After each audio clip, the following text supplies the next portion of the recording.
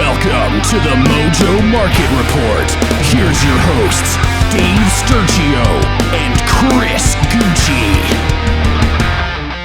What's going on, everybody? Welcome to another episode of the Mojo Market Report right here on a Tuesday. It is Tuesday, March the 7th, 2023. It is Dave Sturchio. It is Chris Gueci. It is. Here at Chop Studios right here in Matawan, New Jersey. Coming to you guys live.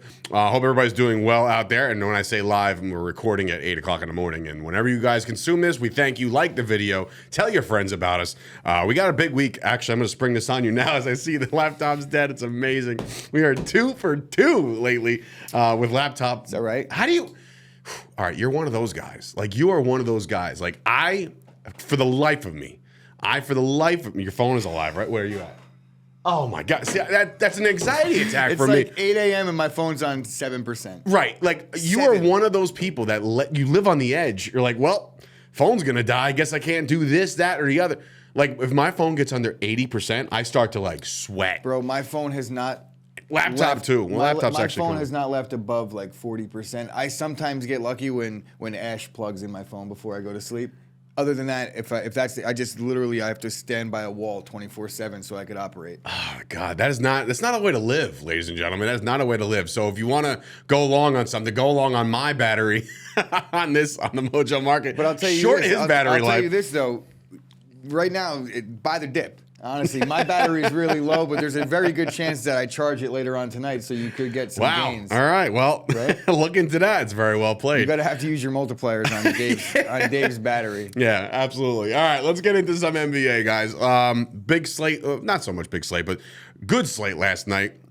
You know who I talked to yesterday, right before the games? I talked to the prop beaver. Oh. I did. I said, you know what, dude? Try your luck with this. Listen, there's a guy. He's a friend of ours. He's on the Sauce Network. Friend of ours, and he loves to do all the prop bets. And sometimes he slings and he slays, right? So I'm just like, here's a couple props I want you to take a look at. Guy hits 3 out of 4.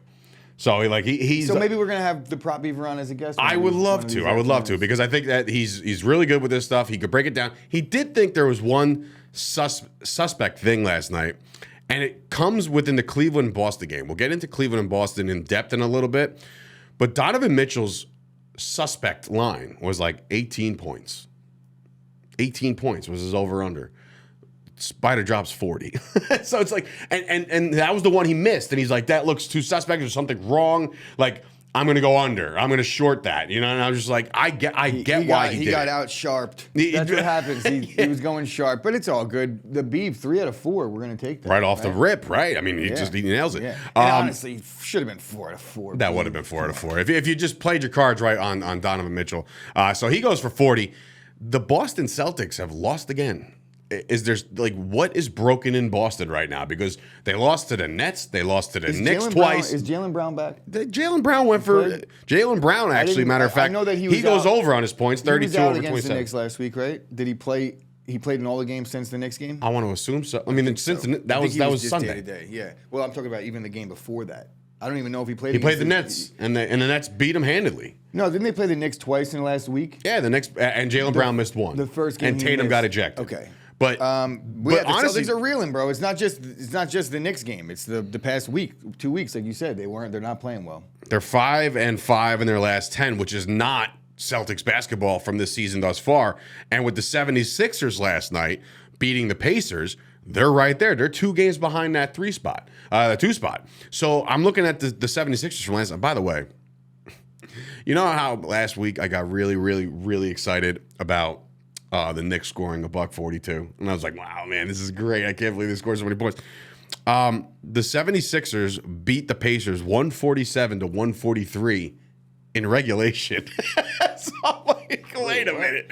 Pump the brakes here. Why is there so many points? Where is the deep? It's like the All-Star game. There was a game again. the other day that was like 176-150. Well, I mean, that was probably double overtime, or maybe at least one overtime or something like that. But I know whatever it was a record. Most points in a game. So maybe it was regulation. I mean, Where's the It defense? could not have been regulation. No what are way. you talking about? These guys scored averaging 50 a quarter. 287 points combined in a 4-quarter game. That's a lot of buckets. And look, if you were in on, again, the Pacers and 76ers, again, you look at the 76ers. By the way, not to cut myself off, which I just did, Joel Embiid, 19 of 19 from the free throw line. That's huge. Can't foul. Can't hack Embiid. That's not going to work. Because if the guy can hit all those free throws, you cannot do that come playoff time. Because that's a problem. Not to segue into the Knicks, but like that will be a problem down the stretch. I think, their center Mitchell Robinson, he can't hit the broadside of a barn when he's at the free throw line. I think he's shooting like 48%. Yeah, well, that ain't good. The good thing is he's not really. They're not running the offense through him almost at all. In fact, so he's going to just clean up here or there on the offensive board. He's got the NBA record for field goal percentage in a season. Ever. What does he have, 1 for 1? No, but that's the thing. It's a low, but it qualifies. And he also knows what he's good at. Meaning, like, get him under the paint, he's going to flush it home. He's not taking fadeaway jumpers. So he's an American center? Basically, it's like back to the basket, right? 2 dribbles, turn around, head fake. Put it off the glass. Yeah, right. That's what he's been doing. But that's where I get worried because a guy like Joel Embiid goes out there, doesn't miss a free throw. I wonder if you... What? Remove the audio from that little scene, and I'm just like doing my head fakes. head fake. Trying to imitate an American center while you sitting sound at the like desk. it looks like was NBA Jam. Did you play that game at least? Yes. Okay. I have to ask you, like, I would light you up in NBA Jam. First of all, light you up. Not even remotely Bro, close. do you remember the He's on fire. Do you remember when you got to use the code to be the mascots? Yes. Like the Timberwolves mascot, the Suns mascot. Whew, such a good game. It was a good game. He's heating up. Before he can't buy a bucket. What about the shot? The guy predicted a miss. Throws up a brick. Like, wait a minute. Hold on. You don't even know if I'm going to make it or not. That was them being smarter than you.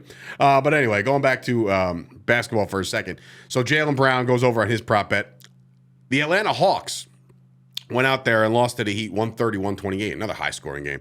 But ice Trae Young, because he was cold, and he did not hit his three-point prop bet. He goes 1 of 5 from 3 last night. What's up? Ice Trae Young. So if he was hot, then he would hot Trae Young.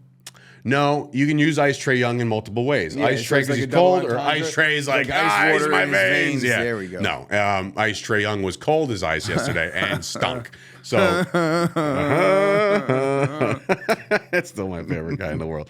All right, so that is basically the NBA. The Knicks are back in action tonight. They're looking for their 10th straight win, so excited to see them back. They got Charlotte tonight. They should take care of business tonight. Charlotte seems to be a team without a cause right now.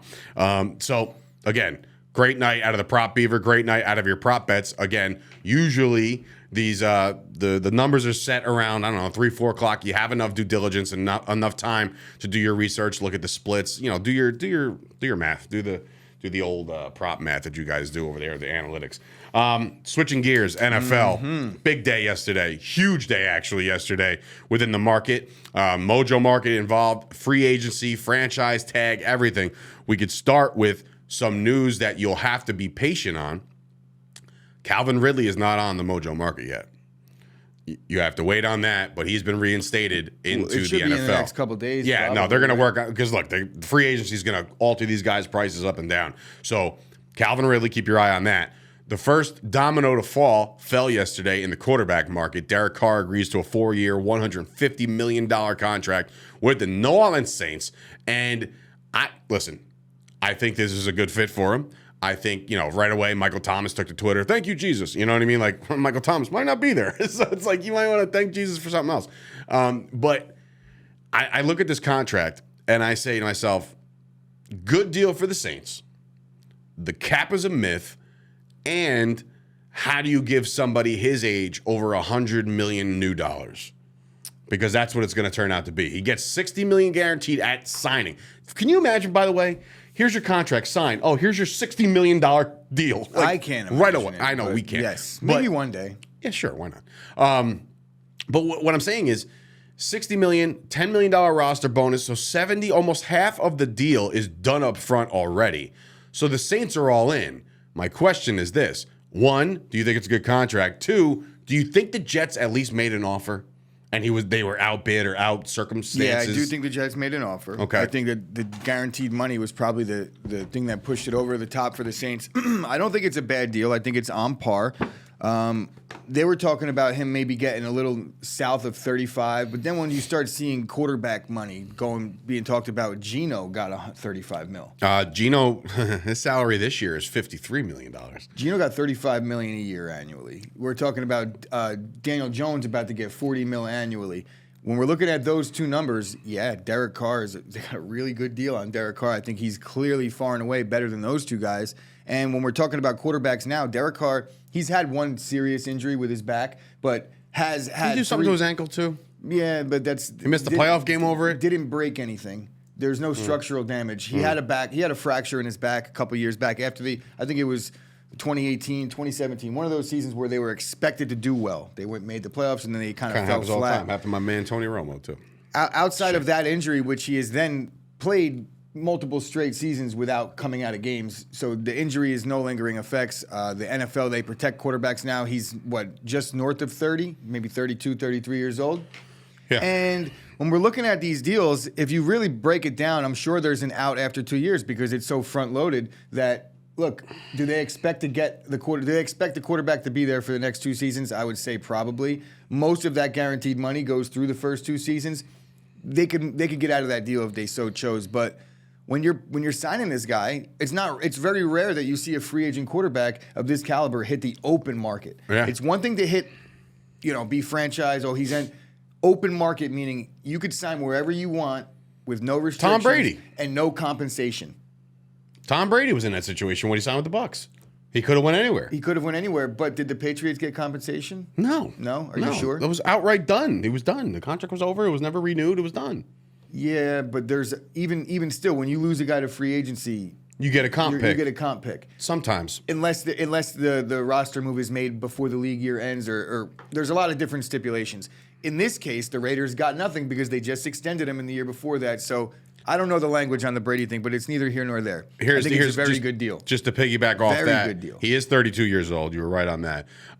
There's no guaranteed salary. This contract is through 2027. There's no guaranteed salary starting in 2025. So there's the out. There's your out there. It's like, yeah, this is the nature of the beast. They anticipate having to pay him all 4 years. Ready for the cap number this year? 7 for the Saints. That's a very good $7 million. It's turning out, as I'm looking at more details, this is turning out to be a very good deal for the Saints. Now, I'm just wondering why the Jets couldn't do this. Why? What deterred it? Couldn't Derek Carr have gone back to the Jets and say, hey, listen, this is the structure of this new deal. Can you match it? Can you imagine the Jets saying, nah, fam, we're good? Well, because they're not. 2 things. One, I think that there could be some legs now that Nathaniel Hackett is in New York, and there could be a thing where they're talking and saying no, we're Rodgers. The Jets know more about what Rodgers. There's one wants report. to do. Trey Wingo came out last night. I don't know if Trey Wingo's in the circle. He's not, but he did report last night that there was communication last night between the Jets and the Packers, and that Aaron Rodgers is open to playing for the Jets. That is the latest report on that. You said it, Nate Hackett's over there as the OC. So if the Jets are like, oh, well, Rodgers does want to go where we got Hackett in here just to do this recon and then we're going to fire him. No, they're not going to fire him. Him and Rodgers are in love. They're going to – I think Rodgers goes to the Jets, and I think the Jets knew this, so maybe they made an offer or maybe they didn't, but if they didn't, it's because they have some – inside information. Maybe the Packers will get a 25th round pick for the tampering that the Jets are doing. There you go. Just to piggyback, or at least shed a little bit more light on the Derek Carr situation. As of yesterday, when he signed the deal, he goes up 2% on his overall stock. So good for anybody who's invested in Derek Carr. He's the 12th highest ranked quarterback on Mojo. He's right behind Deshaun Watson, who, by the way, you're not going to believe this, is open to a restructure. Wow, breaking news. You knew that was coming, and he's ahead of Jared Goff. His price right now is sitting around pretty, $71.68. Now, with the news, also, trickle-down effect. Chris Olave up 1%, again, just on his overall stock.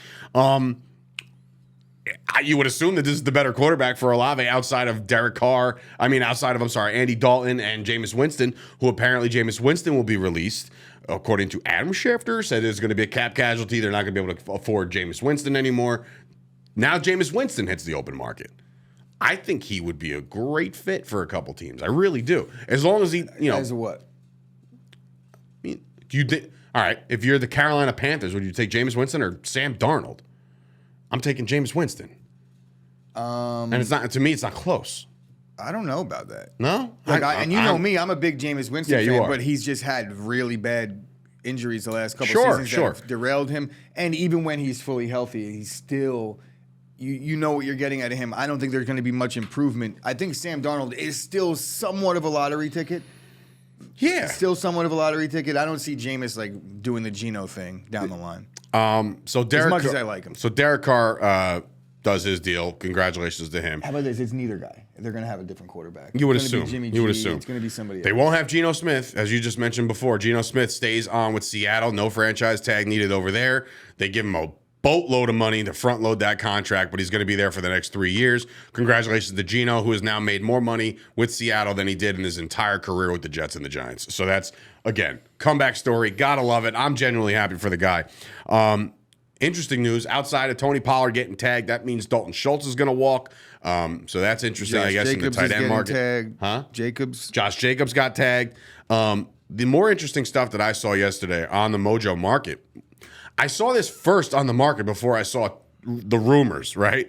So yesterday I see Hassan Haskins went up like 19%, but at one point I believe it was up 32% yesterday. And I'm like, what the hell just happened? Did Derrick Henry retire? Like, what just went down? So there's rumors now that the Titans are shopping Derrick Henry. It really leads to the majorities of people's points to not pay the running backs this kind of money, because now they're sitting there. He carries a lot of balls, but he carries a $16.6 million cap hit this year, the Titans. The Titans also released Bud Dupree. So, like, all of a sudden, and a week ago, they released Taylor Lewan, and they released Robert Woods. And, like, the Titans are in a complete, I don't want to say free fall, but it looks like they're making all the moves possible to get themselves under the cap.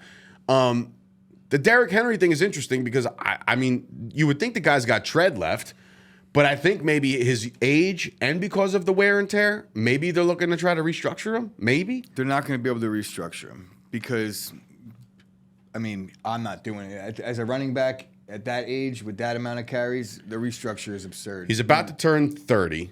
He's 29 years old. He's played 7 years in the league.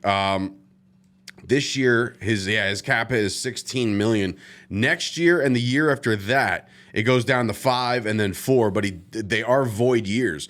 So they can literally get out of this thing with about a $9 million dead cap hit. Here's what's going to end up happening. They're going to try to trade him. They're going to trade him. Yeah. He's going to get traded, but it's going to be to a team that has money to spend this year, and they're close. I don't see a team that's not a contender trading for Derrick Henry. So I could see an Eagles trade. What? I could see Bills. I could see a Bills trade.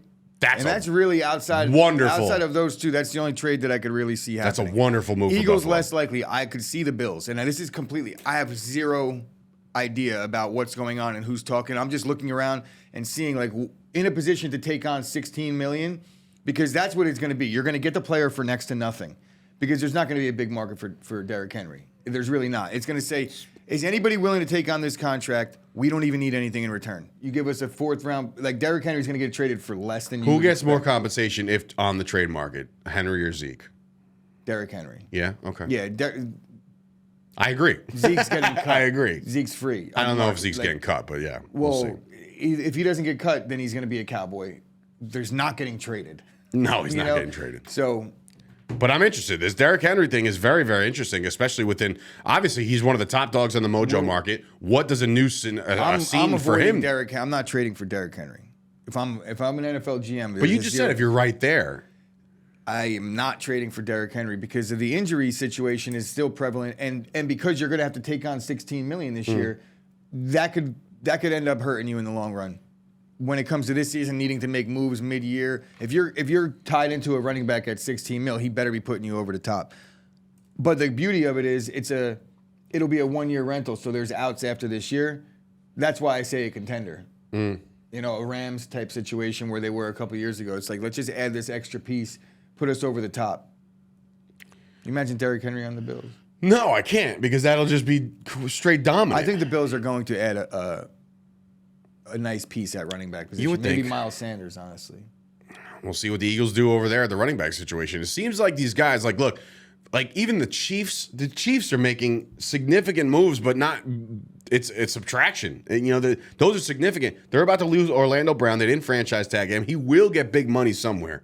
It might be the Chiefs. I don't know, man. If they weren't willing to franchise tag him, I can't see them going long term. I was looking at the odds for where the free agents may land according to Vegas, and the Chiefs were number 2 on his. So who jumped? Who's over him? What do you mean? Who's the number 1? I think it was the Ravens. Okay, wasn't that where you got drafted? Or the Bears? Oh, the Bears got the most money. Yeah, they get so the most money to I play don't know with. who was number 1, but I just remember seeing him staying was like a very realistic option. They're trying to keep him. The Vikings got worse. Their defense gets worse, but they do save $9 million. They released Eric Kendricks. I don't really. Again, when you're bad, Probably released Darius Smith too, or they might have done that already. They haven't done it yet, but that wouldn't be another weird move. I feel like these teams, they spend this money, and because they don't get like 1 year production out of them, it's like that's it. The leash is so short in the NFL when it comes to these guys. And remember, Darius Smith had an inked deal in Baltimore for about 5 minutes, and then he went back and did the Anthony Barr and then and signed with the Vikings. It'll be interesting, man. Look, the franchise tag deadline is today, so you will see more tags given out. Again, we talked about Pollard, Jacobs, who else got tagged? Evan Engram got tagged. So there are plenty of guys that have gotten the tag. Listen, it's not a requirement also. You don't have to use it. It's just an option for these teams to buy themselves some time until July. From now until July is your window to extend them. If you can't get anything done by July, I think it's like the middle of July, you can't do it anymore until next year he hits the open market or you have to franchise him again. So you have that buffer. Sometimes it works out, sometimes it doesn't. For guys like Tony Pollard, I know that they were working out a deal, but again, I read on Twitter, one of my good Cowboys colleagues, Jay Tuck, he said, and I guess I'm guilty of this, I was happy for Pollard to get the tag after an injury. That's just showing you that the Cowboys are invested. They want to do something long term, so they tagged you. He said, why is anybody congratulating these people on the tag? They don't want to get tagged. Some guys don't mind it, and it's because they understand the nature of either their position. Like Evan Engram, I think, is in a position right now where he's like, all right, I understand. I'll take my whatever $10 million this year. Because they're mad. Like, what was he doing before all this? You know what I mean? Like his lost cause before Jacksonville. If he has another good season, he's going to get a massive deal. So when you're in a spot now where it's like there is obviously inherent risk playing in the NFL, but I don't think Evan Engram would get a massive deal right now. And Probably it's not not. worth. And the tight end market is very it's very tight knit, meaning like all the players that are on the tight end market are relatively similar in skill. The Gesicki's, the Schultzes, the Ingrams of the world, the Mercedes Lewis's, the Tanyans. Yeah, they're all like is Evan Engram a much better player in Jacksonville than he was in New York, or is he being used better? It's just what's crazy about the tight end position in the NFL? Outside of like Kelsey, Dallas Goedert's coming on, Zach Ertz has fell off a little bit because he's gotten banged up, but like. The tight ends. Even Andrews was down the year. Andrews had a down year. Darren Waller now has to deal with a new quarterback. It's tough, and that's why, honestly, as much as I hate Travis Kelce, it really highlights how good he is because he's just consistent every year. We saw Andrews looking at as like the next guy that's going to overtake Kelce for the top tight end. It's not going to be for another 11 or 13 years. If at all, if ever, and it won't be. So, 11 or 13 years, that's not happening. There is an article on NFL.com right now as I scroll down it. It was written by Greg Rosenthal. I like his work over there. Players who could be underpriced or overpriced. So, right, I'm just looking at this. I'm scrolling down. Darius Slayton, interesting. It's an interesting one because the Giants had nobody last year. And Daniel Jones is about to, speaking of Daniel Jones, you might be dead on with the number that you said he was going to get. I think it's blasphemy if Daniel Jones gets $40 million a year. But that might be what happens today. Today it's either him or Barkley. One of those guys is getting their long-term deal. Can you imagine we live in a world that none of these guys get a deal and no franchise tag is used in New York and both of them in the free market? What's going to end up happening this year with the Giants is that they're going to use the tag on whoever they're not able to work out a long-term deal with. They're trying to actively work out a long-term deal with both guys, but come week one, both these guys will be playing on long-term deals. I don't think that they're going to use the franchise tag and keep either player on there. They're going to just use that to extend the negotiating period. So let's just pretend. I mean, let's play, look into the crystal ball. Let's just pretend today that Aaron Rodgers goes on the Pat McAfee show today and says, I'm coming back to play. I'm very interested in playing for the Jets. And all of a sudden that materializes and happens. And then Rodgers is a Jet, right? Then you look at the quarterback market. Is there anybody else that like jumps off the board at you that will land in a spot where they could start? And I'm talking about like the Baker Mayfields of the world, which I know you're not a fan of. But then there is Jimmy G. Like Jimmy G is still floating around there. Does he get a starting gig with all of the now hype on the 3-4 quarterbacks in the draft? Is he a stopgap guy? What's the story with Jimmy G? What's your prediction going into the new league year? I would say there's one team that doesn't have a real starting quarterback in. I mean, you could say Sam Howell in Washington is their guy going into the season. If that. Carson Wentz is a free agent. I don't know where he's going to wind up. They don't really have a pick high enough to get one of these top 3 guys that they're talking about, or top 4 potentially. I would say Commanders or the Colts. I think the Colts, for the sole purpose of what I think the Colts are going to do is I think they are going to mortgage. For whatever reason, I got this feeling now that the Colts are going to mortgage a lot to get up, go get Anthony Richardson, also sign Jimmy G, and there's your quarterback of the future and your guy that's going to play for the next 2 years, and then Richardson can just be called upon, had a la some injury or a la some performance issues. But I think that both of those quarterbacks head to Indy. That's my prediction with Jimmy G. Sam Ehlinger becomes a practice squad quarterback.